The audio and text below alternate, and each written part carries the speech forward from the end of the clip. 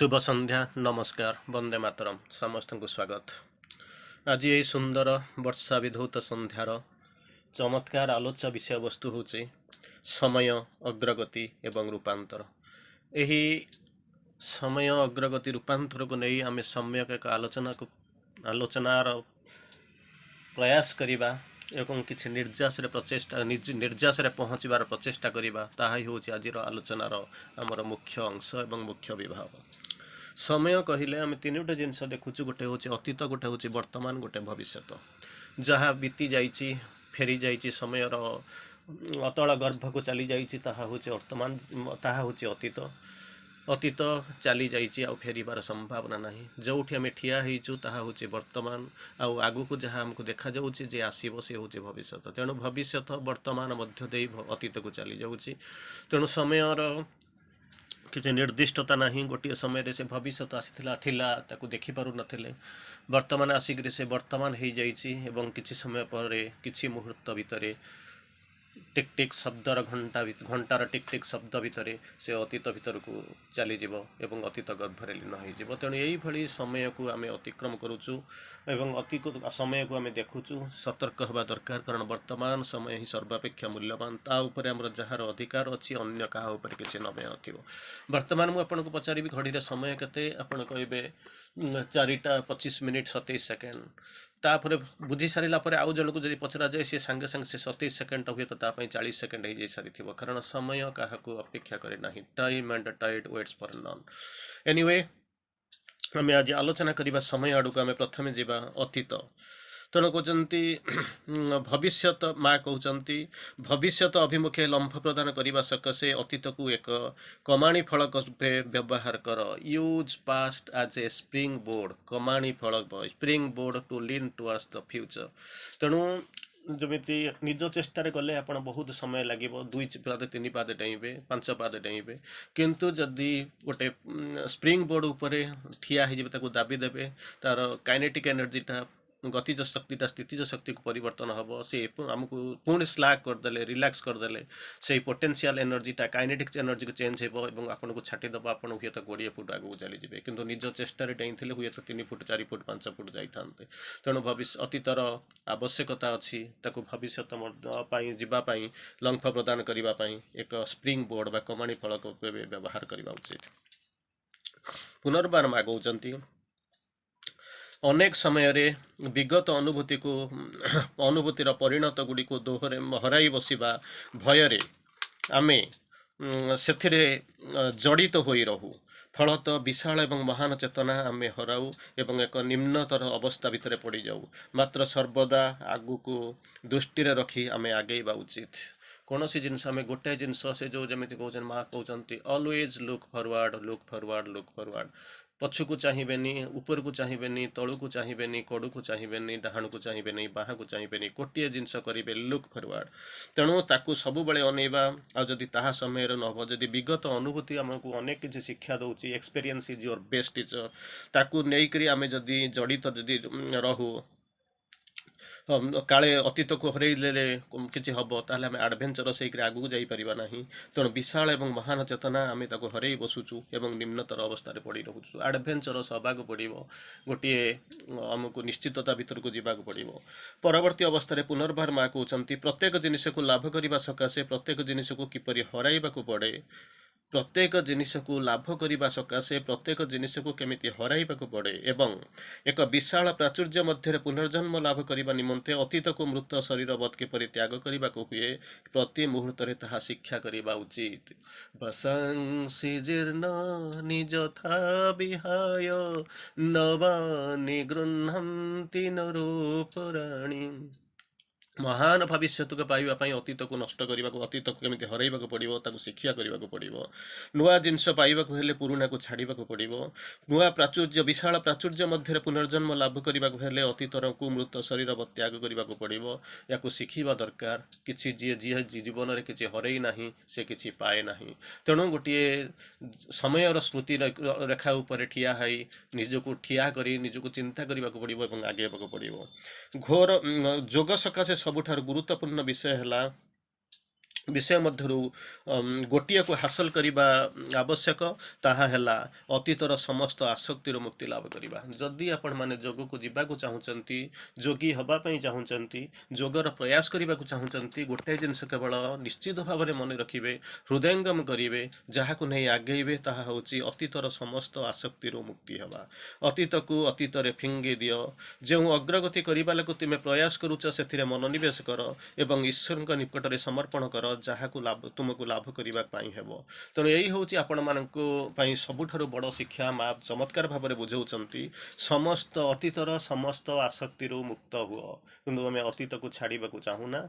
एमती कि अवतारवाद देवत्व मध्य से आम अतीत भितर रखीचु, वर्तमान को आम भूलीचु। अति मानसर अवतार आपण पाखे रोचंती, ताकू चिन्हवा प्रस्तुत नुहे, समय अनेक आगू चली जा सारा पर। माँ को चमत्कार बाणी हूँ, अतीत को अतीत फिंगी दियो, अतीत को अतीत फिंगी दियो। तार परवर्ती स्टेप हूँ जो कहते जो अग्रगति लगी तुम्हें प्रयास करुच से मनोनिवेश कर, जहाँ करने को चाहूच, जहाँ करुच तादरे कनसेंट्रेट कर, ईश्वर निकट में समर्पण कर, निजक संपूर्ण भाव सेल्फ सरेंडर कर दियो डिवाइन पाखे, एवं जहाँ को लाभ करने को पड़ो, जो ईश्वर तांकरी पाखे निजक संपूर्ण भाव में दे दियो। यह हूँ संपूर्ण सत्य कथा एवं यह हूँ जीवन वास्तवता।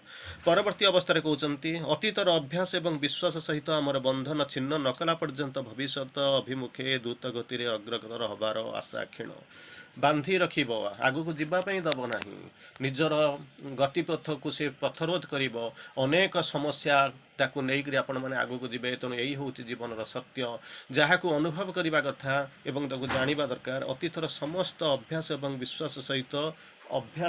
विश्वास सहित संपर्क को विच्छिन्न न करने पर्यंत भविष्य अभिमुखे द्रुत गति अग्रसर हबार आशा क्षीण। आम बेले बेले भावुँ ये भी था सी भी था, जमी चली सेमती चालू, किंतु एमती हुए ना, कारण इवोल्यूशन प्रक्रिया बहुत हूँ क्षीणतर एवं ताहा हूँ अत्यधिक माने स्लोय, बहुत धीर धीर पदव्रजरे चले। तेणु से अतीत को न फोपाड़े सी आपन को छाड़ से मोहरे बसवे, से मोहरे आच्छिन्न हेबे एवं सारी से इमोशन रे बांधी हेबे। अतीत को भूली जावा एवं चिंता करिवार अभ्यास को परिहार करने वास्तव में एक कष्टसाध्य कार्य। माँ बुझुचंती, तेणु कहते वास्तव में भूली जावा एवं चिंता करिवार अभ्यास को परिहार करने एक कष्टसाध्य कार्य एवं साधारणतः एथिसकसे एक दृढ़ तपस्या आवश्यक हुए। तपस्या नथिले आपण आगू जाइपारे नहीं, किंतु दिव्य कृपारे जदि तुमर गभीर विश्वास थाए, निश्चित भाव में कष्ट छाड़ी पारे, बुझीपारे, ठीक अच्छे। किंतु जदि दिव्य कृपारे जदि यथेष्ट विश्वास थाए एवं पूर्ण हृदय एथपाई तुम्हें प्रार्थना कर, ताहले सहजरे कृतकार्य हम। यही हूँ अतीत, यही हूँ बंधन, तार आवश्यकता अच्छी, नहीं आम आगू को जीवा, किंतु ताकू जमी अतीत को अतीत भितर रहा दिह। अतीत को लेकर आम इमोशन हवा दरकार नहीं, अतीत चली जाऊँगी मुंड खटेवा दरकार नहीं, कारण कि वर्तमान जहाँ को आप वर्तमान कहते 2 सेकेंड गोटे सेकेंड भितर से अतीत हो से अणबाहुड़ा भविष्य को देखी ना। तेणु जाणिक जदि आम जो जन्म होइचु, जहाँपाई आम जीवन संभावना जहाँ को नहीं आगौचु, ताऊपर अधिक कनसेंट्रेट करवा हूँ सबुठार महान काम। तार अतीत परे आम आसवा वर्तमान प्रेजेंट सबुठार इज मोस्ट प्रेसियस, सबुठार मूल्यवान। जीवन में सबुठ गुरुत्वपूर्ण मुहूर्त कौन जो प्रश्न पचराई, तार माँ कहते उत्तर दे वर्तमान मुहूर्त। कारण अतीत बंची रही ना एवं एबे भी मध्य भविष्य प्रमूर्त नुहे, केतबेले आसीबो केमिति आसीबो केतबेले जीव तार नाही। तेणु वर्तमान समय आपणक हाथ में अच्छी, ताकू चाहिए आप बदलाई दे पारिबे।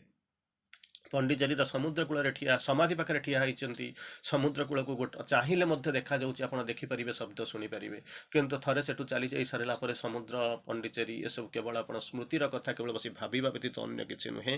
तेणु जी समय अच्छा तारि भितर केवल अनुभव करूँ, वर्तमान को यूटिलाइज करने उचित। जीवन अनुपम मुहूर्त सब रही, जहाँ स्वप्नादेश सदृश अतिक्रम कर जाए। स्वप्न देखला पर समय चली जाऊँगी, आरि भितर आम समय गुड़ाक चली जाऊँ, आम जापरूँ। जड़े जदि सब चलंत अवस्था धरवा आवश्यक, तेबे से वर्तमान केबे प्रत्यावर्तन करती नाही। जड़े से चलंत अवस्था धरवा आवश्यक, कारण से केबे प्रत्यावर्तन करती नाही। जोटा चलंत आसूची आपण हाथ पाखु आपण को छुई दे जाउची, आपण को चुमी दे जाउची, आपण को कोलाग्रत कर जाउची, आपण को गेल कर दे जाउची, ताकू ही धरवा चेष्टा करंतु। थरे चली गला पर से फेरिबो नाही। पुनर्बार माँ कहउचंती ଭୟଶୂନ୍ୟ ବା ଦ୍ୱିଧାଶୂନ୍ୟ ଭାବରେ ନିରନ୍ତର ଦୂରତ୍ୱକୁ ଏବଂ ଊର୍ଦ୍ଧ୍ୱକୁ ଚାଲ, ଆଗକୁ ଚାଲ। ସେଇ ସମୟଟା ହିଁ ଆପଣଙ୍କ ପାଖରେ ଅଛି। ସେଇ ସମୟଟାକୁ ୟୁଟିଲାଇଜ୍ କରିଦେଲା ପରେ ଆପଣ ଦୁନିଆରେ ବଦଳିଯିବେ। ଚିନ୍ତା କରି ଦେଖନ୍ତୁ, ପଣ୍ଡିଚେରୀ ଯାଇଛନ୍ତି 2ଟା ଦିନ ପାଇଁ। ତେଣୁ 2ଟା ଦିନ ପାଇଁ ଯଦି ଆପଣ ୟୁଟିଲାଇଜ୍ କରିଦେବେ, ସେଥିରେ ଦେବତ୍ୱର ପରିପ୍ରକାଶ ହେଇଯିବ, ଆପଣଙ୍କ ଭିତରେ ଅନେକ କିଛି ପରିବର୍ତ୍ତନ ହେଇଯିବ, ବ୍ୟାଟେରୀ ଚାର୍ଜ ହେଇଯିବ। କିନ୍ତୁ ସେଇଆକୁ ଯଦି ଆପଣ ବୁଲିବାର ମାଧ୍ୟମ ଧରିବେ, ସନ୍ଡେ ମାର୍କେଟ ବୁଲିବା, ଏଣେ ତେଣେ ବୁଲିବା, ଅୟସ କରିବା, ହୋଟେଲରେ ଖାଇବା, ଆବଶ୍ୟକତା ଅଛି। କିନ୍ତୁ ଯଦି ତାହାରି ଭିତରେ ଯଦି ଆମେ ସମୟ ନଷ୍ଟ କରିଦେବା, ତାହେଲେ ସେଇ ବ୍ୟାଟେରୀ ଯାହା ଥିଲା ସେ ବରଂ ଆହୁରି ଖରାପ ହେଇଯିବ। କିନ୍ତୁ ତାପରେ ଭାବିବେ, ମୁଁ କ'ଣ କରିଦେଲି, ଯାଇଥିଲି, ସମୟ ପାଇଲି, ସୁବିଧା ପାଇଲି, କିନ୍ତୁ ୟୁଟିଲାଇଜ୍ କରିପାରିଲି ନାହିଁ। ତା ପୁଣି କହୁଛନ୍ତି, ଭୟଶୂନ୍ୟ କିମ୍ବା ଦ୍ୱିଧାହୀନ ଭାବରେ ନିରନ୍ତର ଦୂରନ୍ତକୁ ଏବଂ ଊର୍ଦ୍ଧ୍ୱକୁ ଚାଲିଯାଅ। ଭୟଶୂନ୍ୟ କି ଯେ ଭୟ ନଥିବ, ଦ୍ୱିଧାଶୂନ୍ୟ ଭାବରେ ନିରନ୍ତର ଦୂରନ୍ତକୁ ଏବଂ ଊର୍ଦ୍ଧ୍ୱକୁ ଉଠି ଚାଲ। ଆଜିର ଆଶା ହିଁ ଆସନ୍ତାକାଲିର ସିଦ୍ଧି। ଯାହା ଆଶା କରିବେ, ଯାହା ଆସ୍ପୃହା କରିବେ, ତାହା ହେଉଛି ଆଗାମୀକାଲିର ସିଦ୍ଧି। ଆଜି ଉଷୋ ୟୁରିପ୍। ଯଦି ଆପଣ ଆଳୁଟିଏ ଫଳିବେ, ଗଛ ଲଗାଇବେ, ହୁଏତ 2 ମାସ ପରେ ଗଛ ଉଠିବ ଏବଂ ଆଳୁ ହିଁ ଫଳିବ। କିନ୍ତୁ ଆଳୁ ଯଦି ନ ଫଳି ଯଦି ଗୋଟେ ସାରୁ ଓଲୁଅ ଲଗାଇଥିବେ, ତେବେ ଆଳୁ ଫଳିବ ନାହିଁ। ତୁଳସୀ ଗଛ ଲଗାଇଲେ କେବଳ ତୁଳସୀ ପତ୍ର ପାଇବେ। ବିଛୁଆତି ଯଦି ଲଗାଇଥିବେ, ତୁଳସୀ କେବେ ଆଶା କରିବେ ନାହିଁ। ଅତଏବ ଭୟଶୂନ୍ୟ ଏବଂ ଦ୍ୱିଧାହୀନ ଭାବରେ ନିରନ୍ତର ଦୂରନ୍ତକୁ ଏବଂ ଊର୍ଦ୍ଧ୍ୱକୁ ଉଠି ଚାଲନ୍ତୁ। ଆଜିର ଆଶା ହିଁ ଆସନ୍ତାକାଲିର ସିଦ୍ଧି। ତେଣୁ ଯେଉଁ ଆଶା ନେଇକରି ଯିବେ, ଯେଉଁ ଆସ୍ପୃହା ନେଇକରି ଯିବେ, ଯେଉଁ ଚେତନାକୁ ନେଇକରି ଯିବେ, ଯେଉଁ ଆଗକୁ ଯିବେ, ତାହାରି ଅନୁସାରେ ଆପଣଙ୍କର ସିଦ୍ଧି ହେବ। ତାହାର ପରବର୍ତ୍ତୀ ଅବସ୍ଥାରେ ଅତୀତ ବର୍ତ୍ତମାନକୁ ଆମେ ଜାଣିସାରିଲା ପରେ ବର୍ତ୍ତମାନ ଯିବା କିଛିଟା ଭବିଷ୍ୟତ ଆଡ଼କୁ। ଚମତ୍କାର ଭାବରେ ମା ବର୍ଣ୍ଣନା କରିବାକୁ ଚେଷ୍ଟା କରୁଛନ୍ତି। ମୁଁ ପ୍ରସ୍ତାବ ଦିଏ, ଭବିଷ୍ୟତ ସମ୍ପର୍କରେ ଅଧିକ ବିଚାର ନ କରି ମୁଁ ପ୍ରସ୍ତାବ ଦିଏ, ମା କହୁଛନ୍ତି, ଭବିଷ୍ୟତ ସମ୍ପର୍କରେ ଅଧିକ ବିଚାର ନ କରି ଈଶ୍ୱରଙ୍କ କୃପାର ତତ୍ତ୍ୱାବଧାନ କରି ଏହାକୁ ଛାଡ଼ିଦେଇ ଯାହା ଠିକ୍ ଏବଂ ସୁନ୍ଦର ତାହା ହିଁ କେବଳ ସମ୍ପାଦନ କରିବା ଉଚିତ। ମୁଁ ଯିବି, ହଁ ଯିବାଟା ସତ୍ୟ, ଭଗବାନ ଆସିଛନ୍ତି ନେବା ପାଇଁ। କିନ୍ତୁ ଯିବି ବୋଲିକରି ମୁଁ କେବଳ ଆସିକରି ମ୍ୟାଟେରିଆଲ ଜିନିଷ ଭିତରେ ବହୁତ ଚିନ୍ତା ଭିତରେ ରହୁଛେ, ତାହେଲେ ବହୁତ ଚିନ୍ତାରେ କେବେ ଗୋଟେ ପଣ୍ଡିଚେରୀ ଯିବି ବୋଲିକରି ମୁଁ 7 ଦିନ ପର୍ଯ୍ୟନ୍ତ କ'ଣ କରୁଛି, ଜିନିଷ ବାନ୍ଧିବି, ପଇସା ଆଣିବି, ଆରି ଭିତରେ ୟାର 7 ଦିନ ଯାକ ତ ନଷ୍ଟ କରିଦେଉଛୁ। ଏ ପଇସାକୁ ଯୋଗାଡ଼ କରିସାରିଲା ପରେ ସେଠି 7 ଦିନ ତ ଅୟସ କରିବୁ। ତେଣୁ 7 ଦିନ ଗଲାବେଳକୁ ପଣ୍ଡିଚେରୀ ଯିବାର ସାର୍ଥକତା ଯଥାର୍ଥତା ଚିନ୍ତା କରିବା ଦରକାର। ମୁଁ କେଉଁଠି କିପରି ପାଇଲି। ତେଣୁ ପ୍ରତି ମୁହୂର୍ତ୍ତରେ ଭବିଷ୍ୟତ ସମ୍ପର୍କରେ ଅଧିକା ଚିନ୍ତା ନ କରି ଈଶ୍ୱରଙ୍କ କୃପାର ତତ୍ତ୍ୱାବଧାନରେ ଏହାକୁ ଛାଡ଼ିଦେଇ ଠିକ୍ ଏବଂ ସୁନ୍ଦର ଯାହା, ତାକୁ ହିଁ କେବଳ ଆମେ ସମ୍ପାଦନ କରିବା ଉଚିତ। ସେଥିରେ ହିଁ ଆମର ସୁଖ ରହିଛି। ପ୍ରତ୍ୟେକ ପ୍ରତ୍ୟୁଷ ନେଇ ଆସେ ଅଗ୍ରଗତିର ଏକ ନବ ସମ୍ଭାବନା। ପ୍ରତ୍ୟେକ ଉଷା କେତେବେଳେ ଆସେ? ସକାଳେ ଆସିବ। ବର୍ତ୍ତମାନ ଆପଣ ଅଛନ୍ତି, ସକାଳ ହେଉଛି ଆପଣଙ୍କ ପାଇଁ ଭବିଷ୍ୟତ। ତେଣୁ ସେ ଆଣିବ କେଉଁଠି ନା ନୂଆ ଅଗ୍ରଗତିର ଏକ ନବ ସମ୍ଭାବନା। ବ୍ୟସ୍ତ ନ ହୋଇ ଆମେ ଆଗକୁ ଯିବା ଚାଲୁ, କାରଣ ଭବିଷ୍ୟତ ସମ୍ପର୍କରେ ଆମେ ନିଶ୍ଚିତ। ସାଧାରଣ ଲୋକମାନେ ଜାଣିନାହାନ୍ତି, କିନ୍ତୁ ଆପଣମାନେ କିଛିଟା ଜାଣିଛନ୍ତି, ତାର ଗ୍ଲିମ୍ସ ପାଇଛନ୍ତି। ସେ ମିଶନ ଭିଜନ ବିଷୟରେ ଆପଣ ସଚେତନ, କାରଣ leader here with an uncertain mind alone who stares at the future's covered face. ଯେଉଁ ଭବିଷ୍ୟତର ମୁଖ ଅନ୍ଧାର ହେଇକି ରହିଛି, ଲୁଚିକିରି ରହିଛି, ଆବଦ୍ଧ ହେଇକି ରହିଛି, ତାକୁ କେହି ଦେଖିପାରୁନାହାନ୍ତି। ତାକୁ ଆପଣମାନଙ୍କ ଭଳି କେଇ ଜଣ ମାତ୍ର ତାକୁ ଦେଖିବାକୁ ପ୍ରୟାସ କରୁଛନ୍ତି, ଦେଖିଛନ୍ତି ବା ଦେଖିବାର ସଫଳତା ହୋଇଛନ୍ତି। କିନ୍ତୁ ପ୍ରୋବ୍ଲେମ୍ ହେଉଛି କ'ଣ ନା, ଅନିଶ୍ଚିତ ମନକୁ ନେଇକରି ଯାଉଛନ୍ତି, ଯେଉଁଥିପାଇଁ କି ଆପଣ ଯାଉନାହାନ୍ତି। କିନ୍ତୁ ଯଦି ମନଟାରେ ନିଶ୍ଚିତତା ଆସେ, ତାହେଲେ ଆପଣଙ୍କର ଯାତ୍ରା ସଫଳତା ନିଶ୍ଚିତ ଭାବରେ ପାଇବ, ଏଥିରେ ସନ୍ଦେହର ଅବକାଶ ନାହିଁ। ସେଇମାନେ ହିଁ ସୌଭାଗ୍ୟଶାଳୀ, ଯେଉଁମାନେ ଭବିଷ୍ୟତ ଅଭିମୁଖେ ଲମ୍ପ ପ୍ରଦାନ କରନ୍ତି। Blessed are those who are ready for a leap into the future. ଯେଉଁମାନେ ଭବିଷ୍ୟତ ଆଡ଼କୁ ଲମ୍ଫ ପ୍ରଦାନ କରିବେ, ସେଇମାନେ କେବଳ ଆଶାତୀତ ଭାବରେ, ସେଇମାନେ କେବଳ ସୌଭାଗ୍ୟଶାଳୀ। Blessed are those. ତେଣୁ ଏହି ଜିନିଷ ଭିତରେ ଆମେ ଜାଣିଲେ, ବର୍ତ୍ତମାନ 3ଟା ଜିନିଷ ଜାଣିଲେ। ସମୟକୁ 3 ଭାଗରେ ବାଣ୍ଟିଦେଲେ, ଗୋଟେ ଅତୀତ, ଗୋଟେ ବର୍ତ୍ତମାନ, ଗୋଟେ ଭବିଷ୍ୟତ। ତାପରେ ଆମର ଷ୍ଟେପ୍ ଆମେ ନେବା ଅଗ୍ରଗତି, ପ୍ରୋଗ୍ରେସ୍। ସୃଷ୍ଟିରେ ଅଗ୍ରଗତି ହେଉଛି ଦିବ୍ୟ ପ୍ରଭାକର ଏକ ସଂକେତ। ଆଗରୁ ଆମେ ପଢ଼ିଛନ୍ତି, ଅଗ୍ରଗତିକୁ ମଧ୍ୟ ଆନାଲାଇସିସ୍ କରିଛନ୍ତି, ବିଶ୍ଳେଷଣ କରିଛନ୍ତି। ସୃଷ୍ଟିରେ ଅଗ୍ରଗତି ହେଉଛି ଏକ sign of the divine influence, ଦିବ୍ୟ ପ୍ରଭାବର ସଂକେତ। ଅଗ୍ରଗତି ପ୍ରତି ମୁହୂର୍ତ୍ତରେ, ପ୍ରତି କ୍ଷଣରେ ଜାଗ୍ରତ ରହିବା। ତେଣୁ ଅଗ୍ରଗତି କରିବା କେମିତି କ'ଣ ଜାଣିବା? ପ୍ରତି ମୁହୂର୍ତ୍ତରେ, ପ୍ରତି କ୍ଷଣରେ ଜାଗ୍ରତ ହେବା। ନିଜେ ଯାହା ଏବଂ ନିଜର ଯାହା କିଛି ଅଛୁ, ସେସବୁ ଯାତ୍ରା ପଥରେ ବିକାଶ ନିମନ୍ତେ ତ୍ୟାଗ କରିବା। କାରଣ ଯଦି ଯେପର୍ଯ୍ୟନ୍ତ ମନ୍ଦିର ଶୁଦ୍ଧ ନ ହୋଇଛି, ସେ ପର୍ଯ୍ୟନ୍ତ ଭଗବାନ ଆସି ପହଞ୍ଚିବେ ନାହିଁ। ଆଉ ଭଗବାନ ଯେପର୍ଯ୍ୟନ୍ତ ନିଜର ଯେତେବେଳେ ଟେଣ୍ଟ ପକାଇ ନିଜ ଘର ଭିତରେ ନ ରହିଛନ୍ତି, ସେ ପର୍ଯ୍ୟନ୍ତ ସାଧନା କରିବା, ଖାଲି ଚିନ୍ତା କରିବା କଥା। ଯେଉଁ ମୁହୂର୍ତ୍ତରେ ତୁମେ ସନ୍ତୋଷ ଲାଭ କର ଆଉ ଅଭିପ୍ସା କର ନାହିଁ, ସେତେବେଳେ ମୃତ୍ୟୁ ଆରମ୍ଭ ହୁଏ। When somebody stops aspiring he begins to die। ଯେତେବେଳେ ଆପଣ ଭାବିବେ ସାଟିସ୍ଫାଏଡ୍, ପ୍ରଗତି ବନ୍ଦ ହେଇଗଲା, ମୃତ୍ୟୁ ଆରମ୍ଭ ହେଲା। ଜୀବନ ଗତିଶୀଳ, ଜୀବନ ପ୍ରୟାସଯୁକ୍ତ, ଏହା ଆଗକୁ ଅଗ୍ରଗତି କରୁଛି। ଭବିଷ୍ୟତର ଉନ୍ମୋଚନ ଏବଂ ବାସ୍ତବତାର ପରିଣତି ଦିଗରେ ଏକ ଦୃଷ୍ଟିପାତ।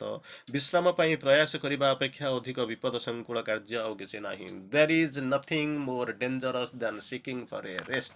ତେଣୁ ଆଗକୁ ଯିବାକୁ ପଡ଼ିବ, ପ୍ରୟାସ କରିବାକୁ ପଡ଼ିବ ଏବଂ ବିଶ୍ରାମ, ଅବିଶ୍ରାନ୍ତ ଭାବରେ ଯେମିତି ନଦୀ ଧାଇଁ ଚାଲିଛି ଠିକ୍ ସେଇଭଳିଆ ସମୁଦ୍ର ଆଡ଼କୁ, ଠିକ୍ ସେଇଭଳିଆ ଆମକୁ ଯିବାକୁ ପଡ଼ିବ। ତୁମେ କିପରି ଗଢ଼ା ହେଇଛ ସେ ସମ୍ପର୍କରେ ଚିନ୍ତା କର ନାହିଁ। କେମିତି ଗଢ଼ା ହେଇଛ, କେମିତି ପଠେଇଛନ୍ତି, ଆତ୍ମା କ'ଣ ବଚିଛି, ତାକୁ ସବୁ ଭାବ ନାହିଁ। ତମର କାମ ହେଉଛି ଚରେଇବତୀ ଆଗକୁ ଯିବ। ତୁମେ କ'ଣ ହେବା ଲାଗି ପ୍ରୟାସ କରୁଛ ସେଥିପାଇଁ ଚିନ୍ତା କର। କେମିତି ହେଇଛ, ମୋଟା ହେଇଛ, ପତଳା ହେଇଛି, ଇଏ ହେଇଛି, ଗରିବ ହେଇଛି, ଧନୀ ହେଇଛି, ସୁଖ ଦୁଃଖୀ, ସେସବୁ ଜିନିଷ ନାହିଁ। କେବଳ ତୁମେ ଆଗକୁ ଯିବାକୁ ପ୍ରୟାସ କରି କ'ଣ ହେବାକୁ ଲାଗି ପ୍ରୟାସ କରୁଛ ସେଥିପାଇଁ ଚେଷ୍ଟା କର। ଅଗ୍ରଗତି ନିଶ୍ଚିତ। ଯାହା ଚାଲିଯାଇଛି ତାହା କେବେ ଫେରିବ ନାହିଁ। ସମୟର କୁରୁକ୍ଷେତ୍ର ଉପରେ ଠିଆ ହେଇକରି ଆମେ ଯଦି ଅର୍ଜୁନ ଭଳିଆ ଅସ୍ତ୍ର ତ୍ୟାଗ କରିଦେବା, ସେତେବେଳେ କ'ଣ ହେବ? ହୁଏତ ସେଠି ସିନା ଅର୍ଜୁନକୁ ବୁଝେଇବା ପାଇଁ ପାଖରେ ତାଙ୍କର ଶ୍ରୀକୃଷ୍ଣ ଥିଲେ, କିନ୍ତୁ ଏଠି ଫିଜିକାଲି ଶ୍ରୀକୃଷ୍ଣ ଆସୁନାହାନ୍ତି। ଆଉ ଯେଉଁ ଶ୍ରୀକୃଷ୍ଣଙ୍କର ସତ୍ତା ଆପଣଙ୍କ ଭିତରେ ରହିଛି ତାକୁ ମଧ୍ୟ ଶୁଣିବା ପାଇଁ ଆମେ ଅକ୍ଷମ। ଆସ ଆମେ ନିଜେ ନିଜେ ପ୍ରଗତି ପଥରେ ଆଗେଇ ଯିବା। ଅନ୍ୟମାନଙ୍କୁ ବିକଶିତ କରିବା ପାଇଁ ଏହା ହେବ ସର୍ବୋତ୍ତମ ମାର୍ଗ। Be the change you want to see. ପ୍ରଥମେ ନିଜେ ମରିବେଲେ ଯାଇକରି ସ୍ୱର୍ଗ ଦେଖିବାକୁ ପଡ଼ିବ। ତେଣୁ ନିଜେ କରିବାକୁ ପଡ଼ିବ। ମୁଁ ଯଦି ଆରମ୍ଭ କରିବି, ତାହେଲେ ଅନ୍ୟମାନେ ବିକଶିତ ହେବାରେ ଏହା ହେଉଛି ଏକ ସର୍ବୋତ୍ତମ ମାର୍ଗ। ତାର ପରବର୍ତ୍ତୀ ଅବସ୍ଥା ଆମେ ଆଲୋଚନା କରୁଛନ୍ତି ପୂର୍ଣ୍ଣତା। ବଡ଼ ଚମତ୍କାର ଜିନିଷ ପୂର୍ଣ୍ଣତା, ଯାହାକୁ ନେଇକରି ଆମେ ଆଗଉଛନ୍ତି। ପୂର୍ଣ୍ଣତା ଏକ ଶିଖର ନୁହେଁ କିମ୍ବା ଏହା ମଧ୍ୟ ଅନ୍ତିମ କଥା ନୁହେଁ। ତୁମେ ଯାହା କରୁଛ ତାହା ଚୂଡ଼ାନ୍ତ ନୁହେଁ, ବରଂ ସର୍ବଦା ଆଉ କିଛି ମହତ୍ତର ସମ୍ଭାବନା ରହିଛି ଏବଂ ଯଥାର୍ଥରେ ଏହି ସମ୍ଭାବନା ଟିକେ ହିଁ ପ୍ରଗତିର ଗୁଢ଼ ଅର୍ଥ। ଯାହା କରୁଛ ଏଟା ଶେଷ ନୁହେଁ, ଏଥିରେ ସାଟିସ୍ଫାଏଡ୍ ନୁହେଁ। Do try to do everything better always. ତେଣୁ ତାପରେ ଆଗକୁ ଯିବାକୁ ପଡ଼ିବ। ସମ୍ଭାବନା, ମହତ୍ତର ସମ୍ଭାବନା ଅଛି। ତ ଏହି ସମ୍ଭାବନା ଗୁଡ଼ିକ କେବଳ ପ୍ରଗତିର ଗୁଢ଼ ଅର୍ଥ। ପୂର୍ଣ୍ଣତା ଚରମ କିମ୍ବା ଅନ୍ତିମ ପରିଣତି ନୁହେଁ, ଏହା ଏକ ସାମ୍ୟାବସ୍ଥା ଏବଂ ମିଳନର ଛନ୍ଦ। ତାକୁ ନେଇ ଆପଣ ଆଗକୁ ଯିବେ। ଆମେ ପୂର୍ଣ୍ଣତା ପ୍ରାପ୍ତି ପାଇଁ ପିପାସିତ, କିନ୍ତୁ ଅହଙ୍କାରୀ ମାନବୀୟ ପୂର୍ଣ୍ଣତା ନୁହେଁ, ଯାହା ଦୈବୀ ସମ୍ପୂର୍ଣ୍ଣତା ପଥରେ ପ୍ରତିବନ୍ଧକ ସୃଷ୍ଟି କରେ। ମାନବୀୟ ପୂର୍ଣ୍ଣତା ମୋର ହେଇଗଲାଣି, ମୁଁ ଜାଣିଗଲିଣି, ମୁଁ ପାଇଗଲି, ଆଏସ୍ ପାଇଗଲି, ଏସବୁ ଜିନିଷ ଦୈବୀ ସମ୍ପୂର୍ଣ୍ଣତା ପଥରେ ପ୍ରତିବନ୍ଧକ ସୃଷ୍ଟି କରେ ଏବଂ ତାହା ଏପରି ଏକ ପୂର୍ଣ୍ଣତା ଯାହା ଶାଶ୍ୱତ ସତ୍ୟକୁ ଧରାପୃଷ୍ଠରେ ପରିପ୍ରକାଶ କରିବା ପାଇଁ ସପକ୍ଷ। କେବଳ ସେହି ମାନବୀୟ ପୂର୍ଣ୍ଣତା ନୁହେଁ, ସେହି ଦୈବୀ ଐଶୀ ପୂର୍ଣ୍ଣତା ପାଇଁ ଆମେ ପ୍ରୟାସ କରିବା। ପୂର୍ଣ୍ଣତା ହେଉଛି ସବୁକିଛି ଯାହା ହେବା ଲାଗି ଆମର ସର୍ବୋତ୍ତମ ଅଭିପ୍ସାରେ ଆମେ ପ୍ରୟାସ କରୁ। ତେଣୁ ସର୍ବୋତ୍ତମ, ସେଠି ଆସ୍ପିରେସନ୍, ଡିଜାୟରର କିଛି ଅର୍ଥ ନଥାଏ। ସେଠି ଆସ୍ପିରେସନ୍କୁ ନେଇକରି ଆମେ ଯାଉ। ତାର ପରବର୍ତ୍ତୀ ଅବସ୍ଥାରେ ଆମେ କହୁଛୁ କୃତକାର୍ଯ୍ୟ, ସକ୍ସେସ୍। ଏହାକୁ ନେଇକି ଯାଉଛନ୍ତି। ମା କହୁଛନ୍ତି success is not our goal, we need perfection. ଲକ୍ଷ୍ୟକୁ ଭୁଲି ଯାଅ ନାହିଁ, ଅଭିପ୍ସାରୁ ବିଚ୍ୟୁତ ହୁଅ ନାହିଁ, ତୁମ ପ୍ରଗତିରୁ କ୍ଷାନ୍ତ ହୁଅ ନାହିଁ। ତୁମେ ନିଶ୍ଚିତ ଭାବରେ କୃତକାର୍ଯ୍ୟ ହେବ। କୃତକାର୍ଯ୍ୟର ଶକ୍ତି ସେଇମାନଙ୍କର ଶକ୍ତି ଯେଉଁମାନେ ଜାଣନ୍ତି କି କିପରି ନିଜ ପ୍ରଚେଷ୍ଟାକୁ ବଳବତ୍ତର ରଖିବାକୁ ପଡ଼େ। ବି କନସିଷ୍ଟେଣ୍ଟ। କୌଣସି ସମୟରେ ନିଜକୁ ହରେଇ ନିଅ ନାହିଁ। ଷ୍ଟେଡିଲି ଚାଲ ଏବଂ ପରିପୂର୍ଣ୍ଣ ଭାବରେ ଚାଲ, ବିଶ୍ରାମ ନିଅ ନାହିଁ। ତେଣୁ ଜନସାଧାରଣଙ୍କ ଦୃଷ୍ଟିବିଧାନ ଦ୍ୱାରା କୃତକାର୍ଯ୍ୟତା ହାସଲ କରିବାକୁ ନ୍ୟୁନତା ଏବଂ ଅସତ୍ ଦିଗରେ କେବଳ ପରିଚାଳିତ। ଲୋକ କ'ଣ କହିବେ, ଲୋକ କେମିତି ଲାଗିବ, ତା ନୁହେଁ। Don't try to please your self, don't try to please others, try to please only the divine. ଲୋକଙ୍କ ତ କାମ ତ ହେଉଛି କହିବା, କୁଛ ତ ଲୋଗ କହେଙ୍ଗେ, लोगों का काम है कहना। ତାଙ୍କ କାମ, ତାଙ୍କ ଧର୍ମ ହେଉଛି ସେ କହିବେ। ତେଣୁ କିଛି ବ୍ୟସ୍ତ ହେବା ଦରକାର ନାହିଁ, ସେଥିରେ ଅଧିକ ସମୟ ନଷ୍ଟ କରିବା ଦରକାର ନାହିଁ। ଦୁର୍ଭାଗ୍ୟ ଅପେକ୍ଷା ସଫଳତା ହେଉଛି ଅତିକ୍ରମ ସକାଶେ ଏକ କଠିନ ଅଗ୍ନି ପରୀକ୍ଷା। ଦୁର୍ଭାଗ୍ୟ ଅପେକ୍ଷା ସଫଳତା ହେଉଛି ଅତିକ୍ରମ କରିବା ସକାଶେ ଏକ କଠୋର ଅଗ୍ନି ପରୀକ୍ଷା। ଦୁର୍ଭାଗ୍ୟ ହେଇକରି ଘରେ ଶୋଇଯିବ, ଭାଗ୍ୟରେ ତ ନାହିଁ, ଶୋଇପଡ଼ୁଛି।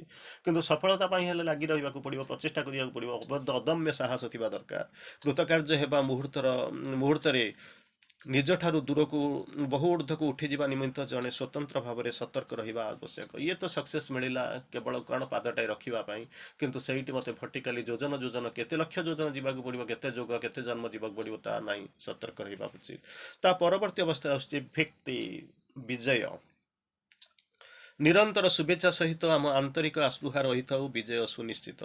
निरंतर शुभेच्छा गुडविल सहित कौन सिंसियर आस्पिरेसन रही ताहले जाइकरी victory will be ultimately certain.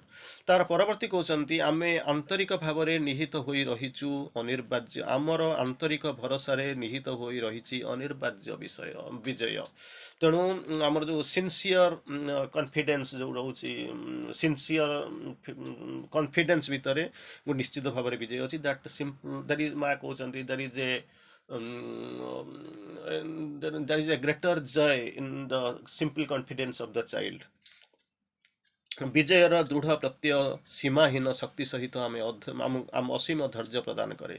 विजयर दृढ़ प्रत्यय जो देखिए मुझे पाई जाऊँगी देखिए अनेक विराट विराट गोटे प्लाटी को चढ़ीगला मालभूमि को चढ़ीगले अनेक प्लाटी को देखा आ गोटे को चढ़ीबार जो सामर्थ्य जो इच्छा जो विजयर जो उल्लास ताहा आपको आगू नहीं नहीं जीव। परिशेष ईश्वर इच्छा विरुद्ध कौन मानवीय इच्छा प्रभुत्व लाभ कर no human will can finally prevail against the god's will. आमे निजको संपूर्ण स्वेच्छाकृत भाव में केवल ईश्वर सामिल करवा एवं परिशेष विजय सुनिश्चित। तार परवर्ती अवस्था आम देखा रूपांतर बा ट्रांसफॉर्मेशन।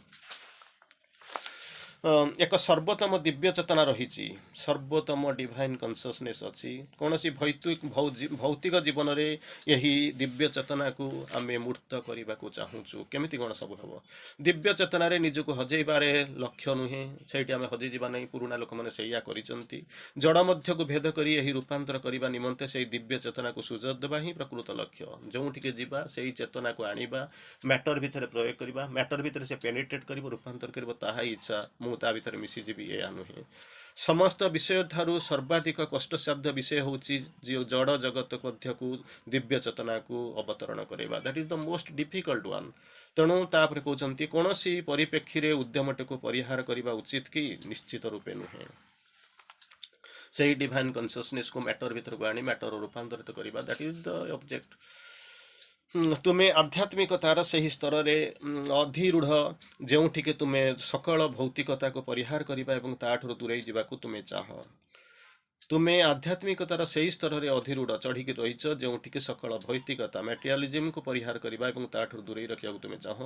आगामी आध्यात्मिकता समस्त जड़वाद को ग्रास कर रूपांतरित करदेव जो स्पिरिचुअलिज्म आसवा आरंभ कर सेतबले से जड़वाद को मटेरियलिज्म को ग्रास करदेव और रूपांतरित कर वास्तव को आध्यात्मिकता जीवन को रूपांतरित करे। ट्रू स्पिरिचुअलिज्म ट्रांसफॉर्म्स लाइफ एपर्यंत जदि है ना ताहले ट्रू स्पिरिचुअलिज्म आसी क्लेम भी आम कर रूपांतर प्रक्रिया रे जहाँ सत्य और आंतरिक ताहा रहिबो जहाँ मिथ्या एवं आंतरिकता विहीन ताहा तो उभे जीवो एतरे व्यस्त हबार कौन अच्छे जी केवल स्पिरिचुअलिज्म भितर सहायता करुच्ची से सांगरे जीवे ये तुम्हें विस्मृत न हो मन रखा उचित। सकल बाह्य कोलाहल सत्वे तुम्हें नीरव रुह ऐसी सहायतार कामना कर एवं एथिपाई संपूर्ण रूपे निजक उन्मुक्त कर एवं ताहार प्रक्रिया निज प्रति समर्पित कर दियो ताहले रूपांतरित साधन हम गोटे चमत्कार स्टेप वाइज प्रोसीड्योर। बाह्य कोलाहल को सत्वे तुम्हें नीरव रुह डिवाइन ग्रेस को आस्पेयर कर प्रति मुहूर्त निजक ओपन कर दियो यही प्रक्रिया निजक समर्पण कर सरेंडर कर तापर रूपांतर साधन हवा आरंभ कर केवल मन बा प्राण नुहे मात्र शरीर मध्य प्रत्येक कोशरे दिव्य रूपांतर सहित आस्पृहा करने वांछनीय केवल मन प्राण नुह शरीर विभिन्न सेल ट्रांसफॉर्मेशन आस्पृहा रहा दरकार।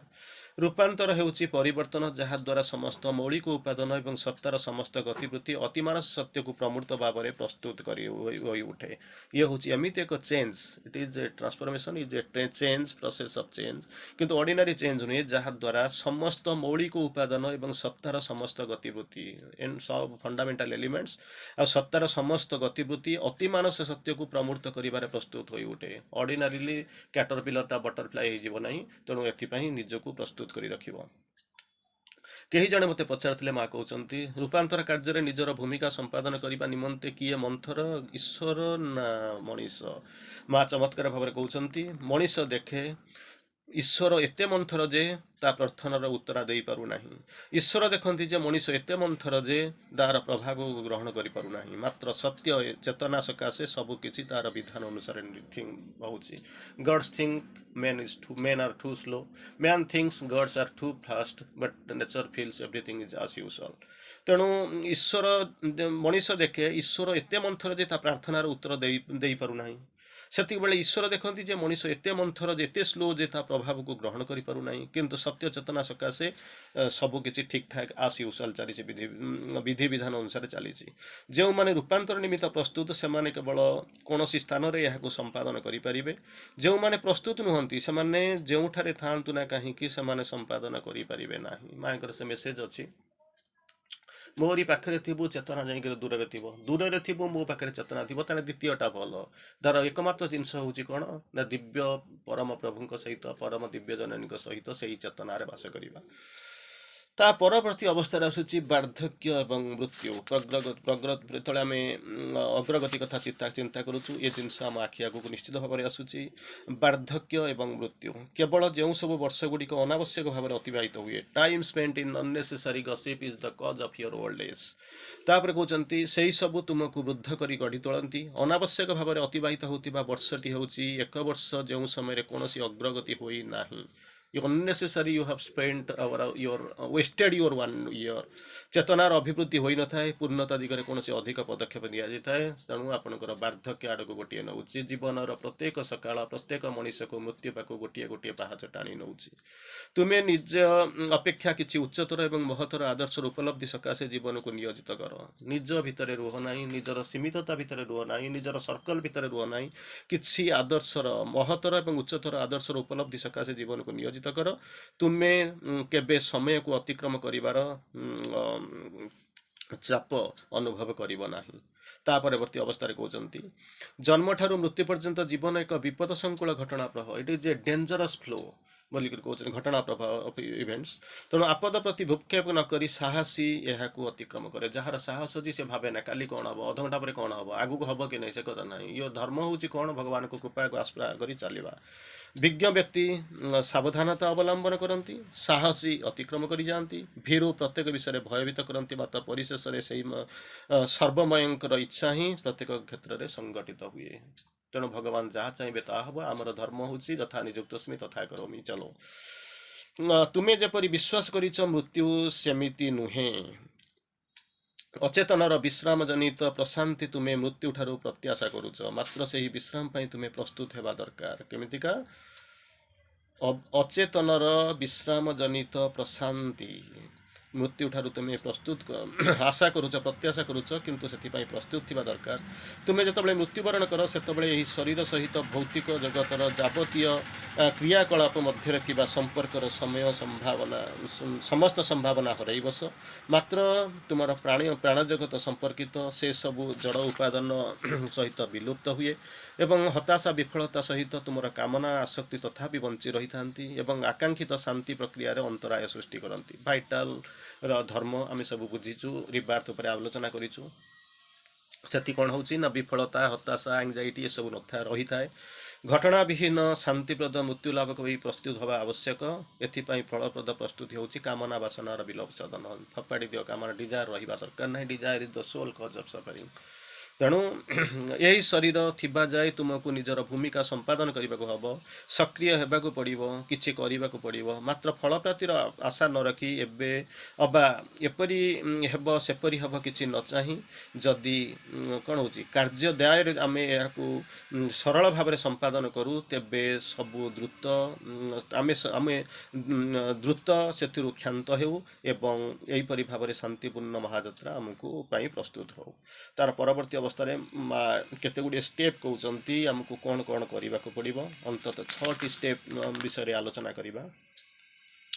ମଣିଷମାନେ ସେମାନଙ୍କର ଶରୀର ତ୍ୟାଗ ନିମନ୍ତେ ବାଧ୍ୟ ହୁଅନ୍ତି କାହିଁକି? ମା ତାର ଉତ୍ତର ଦେଉଛନ୍ତି, କାରଣ ସେମାନେ ଈଶ୍ୱରଙ୍କ ଦିଗକୁ ପ୍ରକୃତିର ବିକାଶ ଧାରା ସହିତ ସମତାଳରେ ଚାଲିବା ଜାଣିନଥାନ୍ତି। ଈଶ୍ୱର ଚାହାନ୍ତି କିନ୍ତୁ ଆମେ ତାକୁ ମେଟେରିଆଲାଇଜ୍ କରିବା, ତାଙ୍କ ସହିତ କୋଇନସାଇଡ୍ କରିକି ଯିବା ପାଇଁ ଆମେ ଜାଣିନଥାଉ।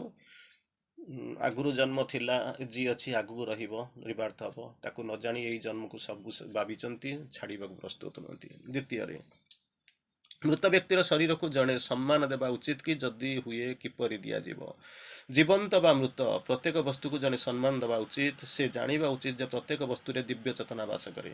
ଆପଣାର ହୃଦୟରେ ଏବଂ ଅନ୍ତଃକରଣରେ ଏହି ସମ୍ମାନ ଟିକକ ଅନୁଭୂତ ହେବା ଉଚିତ। ୟାକୁ ସମ୍ମାନ ଦେବା ଉଚିତ, ଜୀବନ୍ତ ହେଉ ବା ମୃତ ହେଉ। ପରବର୍ତ୍ତୀ ଅବସ୍ଥାରେ ପୁଣି କୃଷ୍ଣ ପଚାରୁଛନ୍ତି, ଜଣେ ମୃତ୍ୟୁ ବ୍ୟକ୍ତି ଶରୀରରେ ଈଶ୍ୱର ବିଦ୍ୟମାନ ଥାଆନ୍ତି କି? ଈଶ୍ୱର ପ୍ରତ୍ୟେକ ସ୍ଥାନରେ ଥାଆନ୍ତି। The world is God fulfilled in outwardness. Matter ଭିତରେ ଅଛନ୍ତି, ସ୍ପିରିଟ୍ ଅଛି, ସବୁଥିରେ ଅଛନ୍ତି। ମୁଁ ତାହାର ପୁନରାବୃତ୍ତି କରୁଛି, ଈଶ୍ୱରଙ୍କ ସକାଶେ ଜୀବନ୍ତ ବା ମୃତ କିଛି ନାହିଁ। ଆଉ ଥରେ ରିପିଟ୍ କଲେ, ଈଶ୍ୱରଙ୍କ ସକାଶେ ଜୀବନ୍ତ ବା ମୃତ କିଛି ନାହିଁ। ପ୍ରତ୍ୟେକ ବସ୍ତୁ ଶାଶ୍ୱତ ରୂପେ ଜୀବନ୍ତ ହୋଇ ରହିଛି। ତାର ପରବର୍ତ୍ତୀ ଅବସ୍ଥାରେ କହୁଛନ୍ତି, ଆତ୍ମାର ସନ୍ତୁଷ୍ଟ କରିବା ନିମନ୍ତେ ଆମେ କ'ଣ କରିବା ଉଚିତ ଯାହାଦ୍ୱାରା କି ଏକ ଉତ୍ତମ ପରିବେଶର ପୁନର୍ଜନ୍ମ ଲାଭ କରେ? ଉଦାହରଣ ସ୍ୱରୂପ ଏକ ଆଧ୍ୟାତ୍ମିକ ପରିବେଶରେ ରୂପ ଗ୍ରହଣ କରିପାରିବ। ସେଥିପାଇଁ ଆମକୁ କ'ଣ କରିବାକୁ ପଡ଼ିବ? ମା କହୁଛନ୍ତି, ଦୁଃଖ କର ନାହିଁ। ବିଦାୟ ନେଉଥିବା ବ୍ୟକ୍ତିର ମଧୁର ସ୍ମୃତି ଚାରଣ ସମୟରେ ଅଧିକ ଶାନ୍ତ ଏବଂ ସ୍ଥିର ହୁଅ। ତା ଦ୍ୱାରା ସେ ଲାଭବାନ ହେବ। କାନ୍ଦିବା, ମୁଣ୍ଡ ବାଡ଼େଇବା, ଶୋକ କରିବା ଏସବୁ ଜିନିଷ ତାକୁ ସହାୟତା କରେ ନା, ବରଂ ତାକୁ ହିଣ୍ଡରାନ୍ସ, ତାକୁ ଟାଣି ଧରେ। ଆତ୍ମା ମାନେ କ୍ରନ୍ଦନ କରନ୍ତି କି? ନମ୍ବର 5 କ୍ୱେଶ୍ଚିନ୍ ପଚାରୁଛନ୍ତି। ଈଶ୍ୱରଙ୍କ ଠାରୁ ସେମାନଙ୍କୁ କେହି ଯେତେବେଳେ ପୃଥକ କରାଇ ଦିଏ, ସେତିକି ବେଳେ କ'ଣ କରନ୍ତି? କାନ୍ଦିବା ଆରମ୍ଭ କରେ। ତେଣୁ ସେ ଭଗବାନଙ୍କୁ ପାଖକୁ ଯାଉଛନ୍ତି, ଭଗବାନଙ୍କ ଇଙ୍ଗିତରେ ପରିଚାଳିତ ହେଉଛନ୍ତି, ଭଗବାନଙ୍କୁ ଧରିଛନ୍ତି, କିନ୍ତୁ ବାସ୍ତବରେ ହେଉଛି ଯଦି ତାକୁ କେହି ପୃଥକ କରେ ତାହେଲେ ସେମାନଙ୍କୁ କାନ୍ଦିବାକୁ ପଡ଼େ। ରୋରୁଦ୍ୟମାନ ଜଣେ ନିବର୍ତ୍ତାଇବ କେମିତି? କାନ୍ଦୁଥିବ ଯେଉଁମାନେ, ସେମାନଙ୍କୁ ନିବର୍ତ୍ତାଇବା କେମିତି? ରୋରୁଦ୍ୟମାନ କ୍ରନ୍ଦନରୁ ଅନ୍ୟକୁ କିପରି ଭାବରେ ଜଣକୁ କ୍ଷାନ୍ତ କରିପାରିବ? ତାକୁ କହୁଛନ୍ତି, ଉଦ୍ଗତ ଅଶ୍ରୁକୁ ବନ୍ଦ କରିବା ପାଇଁ ଚେଷ୍ଟା ନ କରି ଆନ୍ତରିକ ଏବଂ ଗଭୀର ଭାବରେ ତାଙ୍କୁ ଭଲ ପାଅ। ଏହା ହିଁ ହେବ। କାରଣ ଜଣେ ଜାଣିନି, ଅଜ୍ଞାନତା ଭିତରେ ଅଛି, ନୂଆ ନୂଆ ବାହା ହେଇ ତା ସ୍ୱାମୀଟା ଚାଲିଗଲା, ନୂଆ ସନ୍ତାନଟିର ଗୋଟେ ବୃଦ୍ଧ ଲୋକ ତାର ଶ୍ରବଣ କୁମାର ବଦଳରେ ଯେମିତି ଚାଲିଗଲା ପରେ ଅନ୍ଧ ବାପା ମାଙ୍କର ଅବସ୍ଥା। ତେଣୁ ସେହି ସମୟରେ ତୁମେ କ'ଣ କରିବ? ଅଶ୍ରୁକୁ ବନ୍ଦ କରିବାକୁ ଚେଷ୍ଟା ନ କରି ଆନ୍ତରିକ ବା ଗଭୀର ଭାବରେ ସେମାନଙ୍କୁ ଭଲ ପାଅ। ତାପରେ ଆଲୋଚନାରେ ବଡ଼ ଚମତ୍କାର ଭାବରେ କହୁଛନ୍ତି, ଜୀବନ ଅବିନଶ୍ୱର, ଏକମାତ୍ର ଶରୀର ହେଉଛି କ୍ଷୟଶୀଳ। ତେଣୁ ଆମ ଭିତରେ ଯେଉଁ ଆତ୍ମା ଅଛନ୍ତି, ତାଙ୍କର ଆରମ୍ଭ ଶେଷ ସେସବୁ ଜିନିଷ କିଛି ନାହିଁ। ଏସବୁକୁ ଜାଣି ସାରିଲା ପରେ ଆମେ ଅନ୍ତତଃ ଜାଣିବା ଯେ ଆମେ କେଉଁଠୁ ଅଛୁ। ତେଣୁ ଏହିଭଳି ଚମତ୍କାର ଭାବରେ ମା ଏହି ଯେଉଁ ଟପିକଟି ଆମେ ଆଲୋଚନା କଲେ, ତାକୁ ଆମେ ଜାଣିଛନ୍ତି, ଆମେ ଆଲୋଚନା କଲେ ସମୟ, ଅଗ୍ରଗତି ଏବଂ ରୂପାନ୍ତର। ସମୟ ଭିତରେ ଆମେ ଅତୀତ, ବର୍ତ୍ତମାନ, ଭବିଷ୍ୟତକୁ ଆମେ ରୂପରେଖ ଦେଖିଲେ। ଅଗ୍ରଗତି ଭିତରକୁ ଆମେ ଗଲେ ପୂର୍ଣ୍ଣତା, କୃତକାର୍ଯ୍ୟ, ତାପରେ ବିଜୟ, ଏସବୁ ଜିନିଷ ଭିତରେ ଆମେ ଦେଖିଲେ। ପରବର୍ତ୍ତୀ ଅବସ୍ଥାରେ ରୂପାନ୍ତର ଆଡ଼କୁ ଗଲେ।